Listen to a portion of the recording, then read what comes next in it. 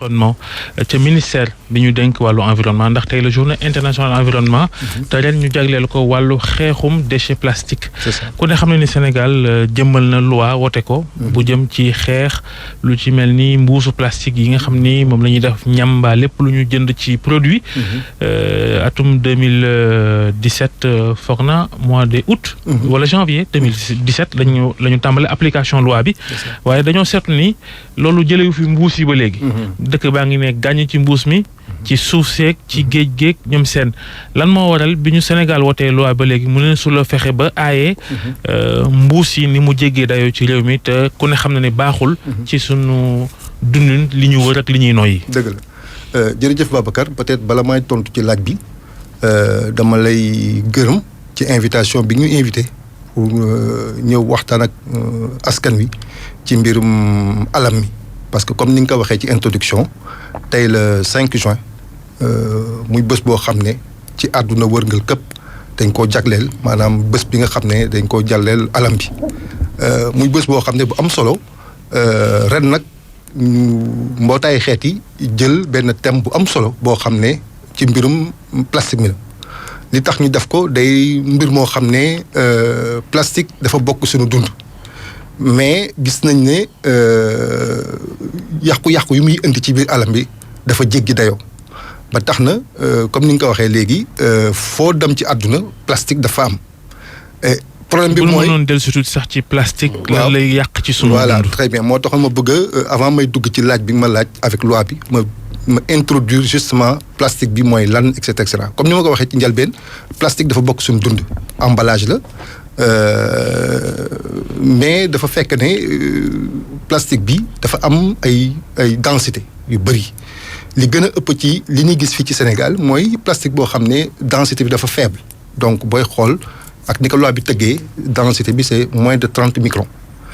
li mu mën a indi ci yàqu-yàqu dafa bëri parce que gis nañ ne jarul dara juróomi dërëm la jar fukki dërëm mais gis nañ ne bu ñu ko jëfandikoo pare dañuy sànni mu dem te lii loraange yi muy indi bëri na. du ma wax kenn ne mbuus plastique mala bu ko ci lekk moom da ngay dee leneen li également comme ni ñu koy waxee imperméable la imperméable mooy du bàyyi ndox mu jàll fu mu lalu pratiquement ndox mi du dugg ci suuf si benn ngeen leneen li également gis nañ ne ci réseau assainissement yi également yu ci bëri yu fatt yu ci bëri mbuus plastique moo leen di fatt et puis boo duggee ci biir géej parce que dama ko doon wax sànq ma ne li am ci plastique ci mbalitu plastique ci biir géej moo ëpp li nekk ci biti alors lu mën a jur ci biir géej gi kenn xamul nu mu toll jën yeeg tortue yeeg. loolu tam doy na waar nu mbuusu plastique yi plastique bi nan la ëppee ci géej gi. waaw te ci suuf si. lu ko fa yóbbu. waaw li ko fa yóbbu mooy. ngelaw li mooy li ma wax léegi ngelaw li mais également réseau d'assainissement yi buy am na yoo xam ne day dem ci biir géej gi. yooyu yëpp mu bokk ci yàqu-yàqu yi nga xam ne day yàq alam. te tamit gaawul seey. te du seey am na yuy seey mais am na yu dul gaaw a seey. mais yi ñu gis fii Sénégal yu ci bëri duñ gaaw a seey mën na tëg lu tolloog téeméeri at bu seey donc mu gis ne mbuus moom wax dëgg yàlla li mu mën a yàq moo ëpp li muy defar muy ay loo xam ne également question de comportement la comportement consommation yi nga xam ne extraverti li tubaab di ne bon dafa bokkul sunu aada ak affaire demee noonu parce que comme ni ma ko waxee sànq ay emballage la yooyu et gis nañ fii Sénégal également avec commerce bi loo jël rek lu ndaw ñu jël defal la ko ci mbuus affaire demee noonu ñu xalaat tuuti rek ne bu ñu xalaatee Sénégalais bu nekk tey bu yeewoo jëfandiku mbuus ñaata tonne mbuus la ñu war a ramasser jour bu nekk buñ ko toppatoo ni mu waree rek loraange yu bëri lay andi ba tax na comme ni ma ko waxee ci njëlbeen mbuusu plastique yi du Sénégal rek nag àdduna bër moo taxit mbootaay xeet yi ren ne gën a ñaax gouvernement yeeg société privée yeeg association yi il faut que ñu tegaat borom mbuusu plastique pour waxtaan pour xool ni ñu ko mën a toppatoo ba du mën a aar alam bi alors fii Sénégal gouvernement Sénégal depuis 2015 jël na benn loi n'est-ce pas buy xam ne dafay interdire maanaam dafay tere ñu fabriquer dafa tere également ñu importer maanaam ñu dugal fi maanaam mbuusu plastique sinon. mais quand même du yëpp quand même baax na préciser. waaw xeetu mbuus la yu ñu tere mais du yëpp xeetu mbuus la mais surtout moom mooy mbuusu emballage yi mbuusu emballage yi yow bretelle yooyu la ñu wax mais yi nga xam ne matuñu 30 microns parce que il faut que véritablement bu ñu ko mënee jël ñu mën koo recycler et comme ni ma ko waxee sànq day mbuus yoo xam ne dafa oyof lu ndaw rek mu naaw ba tax na recycler ko parfois dafay difficile donc loi bi ci yooyu la jublu pour xool nan lañ mën a wàññi parce que esprit loi bi yëpp mooy wàññi ni ñu koy jëfandikoo alors donc dafay tere ñu fabriquer ko tere ñu importer ko et puis promouvoir parce que loi bi du tere rek mais également dafay promouvoir nan lañ mën a toppatoo mbalit mi nga xam ne yëpp moo nekk mbisum plastique maanaam li ñuy tubaab di wax recyclage n'est-ce pas bi ñu ko jëfandikoo pare mën nañ koo toppatoo ba nga xam ne mën nañ ko toggaat def ci yeneen et boo leen di seetlu léegi sax bii Sénégal am na économie boo xam ne pratiquement mu ngi ci biir ak déchets plastiques yi léegi xool leen camion yi dem Mbëbës ak yooyu boo gisee ci kaw yu ci bëri ay bouteilles la léegi nit ñi dañ koy for ak yeneen mbuus ak yeneen plastique yi am na sax ay kiosque yoo xam ne def nañ ko pour mën a permettre population bi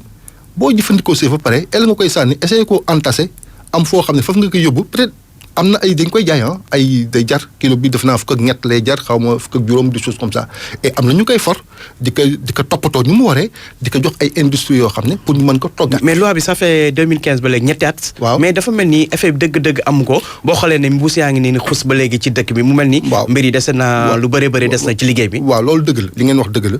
mais da ngeen xam ne aussi li ma ko waxee sànq ci njëlbeen affaire comportement la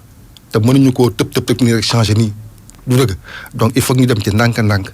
et loi bi dëgg la depuis 2015 ba léegi mais tamit ñu ngi ciy liggéey parce que il faut que ñu defar ay décret d'application mooy tax ñu mettre en valeur véritablement loi. amagul ba léegi décret d'application ñu ngi ciy liggéey actuellement. génnagul ba léegi amagul génnagul parce que ñu ngi ciy liggéey. et liggéey bi aussi dafa laaj ay gëstu yu bari parce que boo nee ni ma ko nee loi bi dafay tere ñu defar pour nga defar boo nee duñ defar il faut nga wax lan la ñu war a defar kon. alors pour ñu ci mbirum plastique il faut nga xam ay termes techniques yoo xam ne moom la ñuy def ci biir décret yi ba nga xam ne képp kuy defar ay mbirum technique da ngay basé wu ci termes techniques yooyu loolu moo waral décret yi xaw a yéex tuuti. mais vraiment itam fokk ci wàllu xeexin wi. waaw ñëpp ñi ko seq. di xàccandoo dóorandoo ndax. waaw sànq yaa ngi wax ni mbuus yi dem ci géej gi sax. waaw. di rey jën yeeg lépp lu ne ci géej gi moo ëpp te ko waral bokk na ci ngelaw li gaa. waaye itam tiwo yi jël ndox mu bon mi di ko jëlee ci kër yi. di sotti géej. loola ñu ci mel ni waa ONAS xëy na mooy seen liggéey ak yeneen service. maire yeeg ñoom seen. il faut ku nekk tamit la war nga def ko sinon du sotti. c'est ça foofu laa jëm si woon sax pour wane ne loi bi du mbirum ministère environnement rek parce que ministère du commerce la bokk parce que ñoom ñoo yor jënd ak njaay mi ministère du budget à travers la douane si lañ bokk ministère de collectivité locale si lañ bokk. am na ministère yu bari yu ko séq ba nga xam ne ku ci nekk am na wenn waar boo ci war a bay ba nga xam ne buñ ñëpp comme ni nga ko waxee sànq bu ñu xàccandoo dóorandoo am naa yaakaar ne application bi dina yomb mais li gën a am solo li may wax mooy mbirum comportement ak attitude ça veut dire que des na ci ñun ci nit ki tey bu ma nee loi bi am na waxuma du ma jëfandikoo mbuus plastique bi mais même bu ma ko jëfandikoo également dina xam ni ma koy jëfandikoo. am na yoo xam ne tey c'est sûr que bu ñuy importer actuellement nii commerçant yi bu ñuy importer dañuy ñaan autorisation d'abord ñun am nañ ay micromètres yoo xam ne dañuy mesurer densité plastique bi ñu bëgg a importer et bu yeggul 30 millimètres duñ ko autoriser donc du dugg biir port du dugg biir aéroport ça c'est la douane n'est-ce pas mais vu la porosité également de nos frontières parfois dañuy gis kenn koo xam ne jóge na dans la sous-région jaare na ci frontières yi xam ne mën na échapper mu dugg ak affaire demee noonu loolu moo tax mais en fait je dis fii ci biir Sénégal li gën a am solo mooy ñun ku ci nekk war nga mën a am matuwaay boo xam ne vraiment ñu xool nan lañ ma def ku ci jàpp pour mën a appliquer loi bi. mais loi tamit bala moo baax ànd ak mesure d'accompagnement. maanaam ay alternatives yoo xamante ne lu wees mbuus mi par exemple ay chercher loo xamante ne ay këyit ak yu ni mel. am na bu ñu ko tegoon fu nekk ba nga xamante ne nit ñi dañu soxla plastique tam. non yooyu am na. bu weesoo supermarché yi gisuñu ay mbuusu këyit yoo xam ne ci la ñuy def li ñuy jënd ak lu ñuy jëfandikoo. waaw loolu la ñuy wax emballage papier craft te am na ay sociétés yu koy defar exactement sur le yooyu ngeen wax yëpp mu ngi ci marché bi peut-être.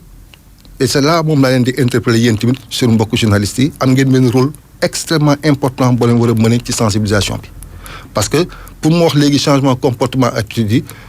ministère environnement mu ngi ci def li ci war mais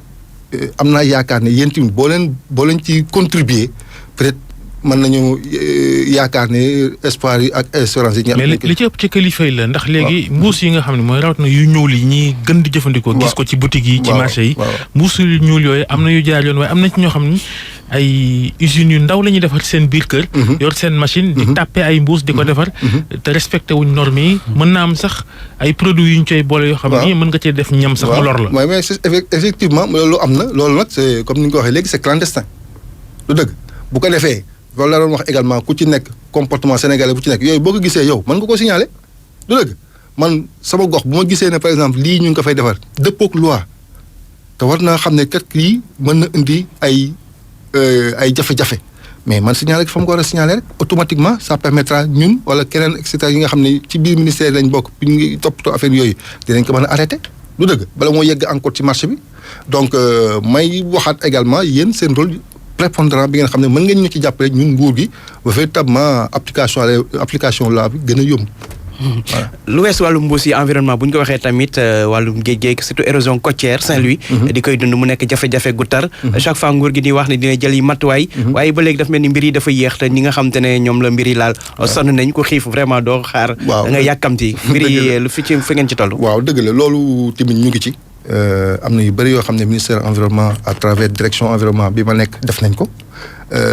ñu xam ne également jaww ji dafa soppeeku. li ñuy tubaab di wax changement climatique dafay mbir moo xam ne bon bu ñëwee vraiment dina indi ay catastrophes yoo xam ne kenn foogu ko woon et pratiquement avec changement climatique dafay am élévation du niveau de la mer automatiquement géej moom kenn xam bulul dara sax dafay dox at bu nekk géej dafay dox léegi imaginez-vous un tout petit peu avec changement climatique yi dox bi day gën a gaaw ba tax na dëkkuwaay yi nga xam ne yëpp doon nekk wetu géej dañuy menacé alors nguur gi pratiquement boo xoolee Sénégal 700 kilomètres de côte n'est-ce pas ay infrastructures bari ñu def ko ci ay infrastructures hôtelières touristiques mais surtout établissement humain maanaam ñi dëkk ci biir tefes yi sama mbokku lébu yeeg nappkat yeeg yooyu nga xam ne fa ñu dëkk seen dëkkuwaay effectivement comme ni nga ko waxee sànq Saint-Louis am na yu bëri yoo xam ne yu ñu ci yàqu ba nguur gi jël na ci ay pexe am na ay murs de protection yoo xam ne def nañ ko pour gën a mën a wàññi en tout cas effet géej gi ci biir kii leneen li également mooy di dañ toll foo xam ne il faut obligatoirement population bi déplacé wu pour dem fi nga xam ne foofu moo gën a am sécurité parce que tamit ak loo defar mur am na foo xam ne aussi géej moom dafa am doole ba nga xam ne mën na yàq lu bari donc pour gën a mën a daal sécuriser aar population bi ni mu waree du ñàkk laa wax léeg-léeg déplacement am ci yoon et je crois que biir Saint-Louis également mur bi ñu tabax foofu également ak yooyu jël nañ ci ay dispositions également pour ñi nga xam ne vraiment mën nañu reconstruire ñu reloger leen ailleurs. leneen li également mooy biir pilote bar comme ni ma ko waxee sànq géej gi ni mu avancé def nañ fa benn mur de protection boo xam ne vraiment tax na ba nga xam ne récupérer nañ bari li nga xam ne ndox mi géej gi jëloon na ko ci village bi ba léegi population yi sécuriser nañ leen avec mur de protection bi mais dafa laaj xaalis ak entretien parce que comme ni ma ko waxee daal ndox moom dafa am doole te du bàyyi yoonam voilà. waaw bu ñu waxee environnement itam wax li ñuy noyyi. ndax gis nañu oto yi ni ñu taree ci dëkk bi. bari lool. gasoil bi bari ci lool. gis nañ saxaar si. dañ koy foog yëfu tubaab waaye saxaar soos di bawoo ci oto bi mi ngi jëli loraange. ba ci fu raw sax ci fii nu ne ni ci réew mi. dem ba ci jaww ji. di yàq li ñuy wax xëy na couche d'ozone ak ñoom seen. loola moom yaakaar nga dina mës a sotteem. incha allah ni woto yi di duggee fii rawatina ñu gën koo yombal gasoil bi. incha allah ba sànq ma wax coppite jaww ji saxaar yooyu ngay tudd moom mooy créer coppite jaww jooju loolu la ñuy wax gaz à effet de serre et li ci ëpp moom mooy CO2 bi am na yeneen yoo xam ne mu ngi jóge ci oto yi alors fii ci Sénégal lu jëm ci mbirum qualité de l'air également biir ministère de l'environnement et du développement durable maanaam direction bi ma nekk muy direction environnement am nañ fa benn centre boo xam ne bu ñuy tudd centre de la qualité de l'air boo xam ne bés bu nekk day mesurer qualité de l'air bi fii ci biir Dakar am nañ juróom-ñaari station yoo xam ne mu ngi ko def ci biir Dakar am na fi botu cathédrale et juróom-ñaareel bi moom lañ ubbi tout récemment fee ca Guédiawaye et am nañ benn camion laboratoire boo xam ne léeg-léeg day wër pour mesurer en tout cas qualité de l'air bi bu ñu defee indice qualité de l'air bi chaque jour boo leen xoolee ci panneau yi bu amee parce que dañuy def mu jóge xonq jëm mboq dem verte bu xonqee rek mooy qualité de l'air bi baaxul automatiquement on prend des dispositions. xam naa xonk baa ciy ëpp de. waaw xonk bee ciy ëpp léeg-léeg mais ñu xam ne aussi du toujours oto yi rek parce que également Sénégal am na ay vents de poussière yoo xam ne day ñëw léeg-léeg